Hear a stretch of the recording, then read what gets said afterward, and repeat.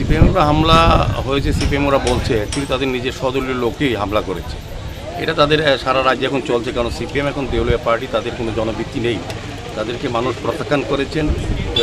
রামনগর বিধানসভা কেন্দ্র আমরা গত নির্বাচনে যখন প্রার্থী হয়েছিলাম 18,000 ভোট ব্যবধানে আমি রতন দাসকে হারিয়েছি। এখানে এরকম না বিষয়টা, এখানে সিপিএম অনেক লোক ভালো সিপিএম যারা কমিউনিস্ট পার্টি যুক্ত তারাও কিন্তু আমাদেরকে ভোট দিয়েছেন উন্নয়নের পক্ষে।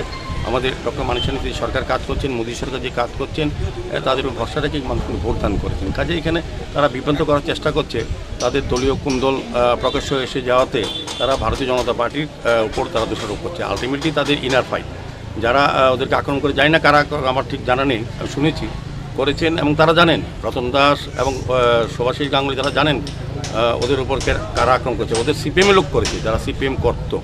এখন তাদের ইনার ক্লেশ, এখন পার্টির দ্বন্দ্ব চলছে, যেহেতু পার্টি ক্ষমতা নেই, কারণ সিপিএম যখন ক্ষমতা থাকে না তাদের মধ্যে চরম বিভ্রান্তি এবং দ্বন্দ্ব থাকে। এটাই বহিঃপ্রকাশ গতকালকে হয়েছে। এটাকে আমাদের ভারতীয় জনতা পার্টির সরকার এবং আমাদের দলকে কালিমুক্ত করার জন্য তাদের এটা বক্তব্য রাখা হচ্ছে। আসলে যেটা আপনারা সাংবাদিক বন্ধুরা আমি বলবো, আসলটা খবর নিন।